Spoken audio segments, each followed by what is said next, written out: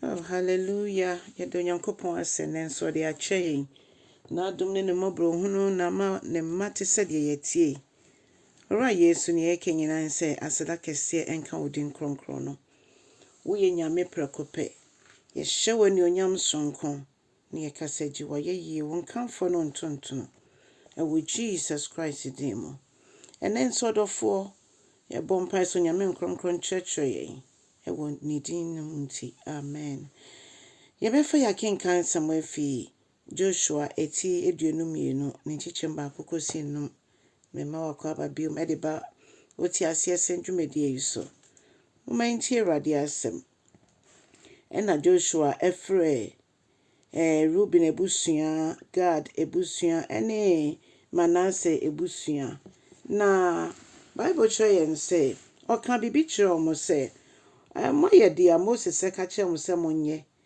Awurade akɔ Moses ka sɛ monyɛ no. Na me nso a mebɛhyɛ na name nea meka kyerɛ mo nyinaa mwetimi ayɛ. Na mwetie Onyankopɔn asɛm edi ne mmara so. Ɛno nti ɛbre nyinaa mu no nso no bra mo kɔ be nyinaa nso abusua nkae nso mo ngya wo akyi. Mo boa wo mo nso ma ene omo wo mo ahotɔ.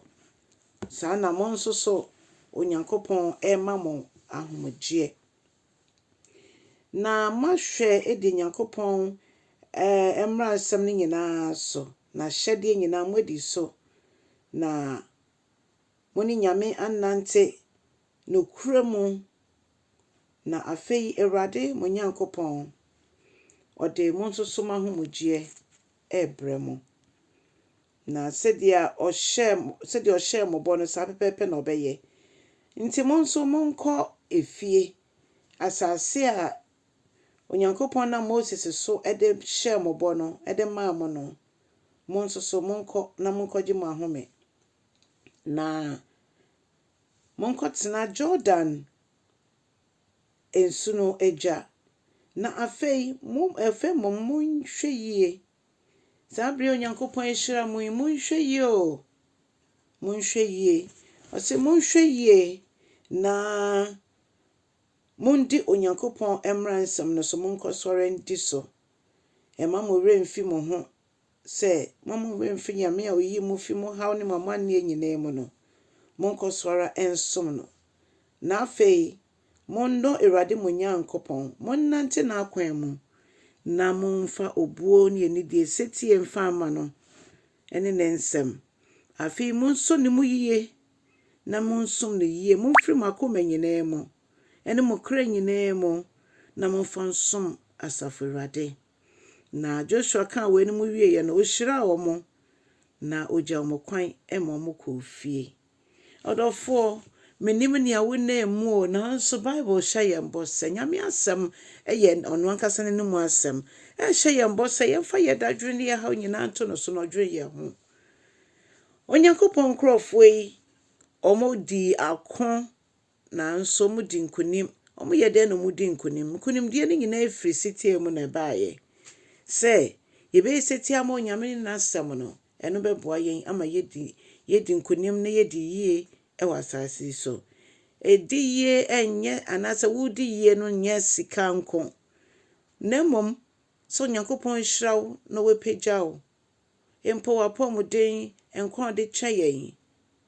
Sɛ wama yɛ nimdeɛ edi sua ade ɔfa yɛn so edi hyira afoforo. Ne nyina yɛ yiedie. Adɔfonom sɛ yɛsan yɛkyi kakra ɛkɔhwɛ Joshua hɔ a eti aduonu baako na 21 verse 45 no say Onyankopɔn bɔhyɛ ɔde hyɛ ne mma nyinaa no. Emu baako kura ni hɔ a Onyame ama na mbe mu. Ɔse ɔhwɛ sɛ bɔhyɛ ɔde ahyɛ ne mma biara ɛbɛbɛ mu. Ɔdɔfo yɛ Nyankopɔn na yɛsom no na ɔyɛ Nyame no kwafo. Ɔno nso ne nea ɔne Nyankopɔn. Nea ɔno ka no na ɛbɛ mu, nea ɔhyɛ no na ɛgyina. Ɛno nti mama yɛmfa yɛn ho nto no so na yɛnyɛ setie mfɛma saa papa yi. Na wetimi de yesi bapɔma bia. Wetimi de yesi ne bɔhyɛ a wahyɛ afa yɛn ho, hyehyɛ a wayɛ afa yɛn ho no. Sɛ yɛbɛyɛ setie ama ne de a obetutu yɛn namon ekosi mu.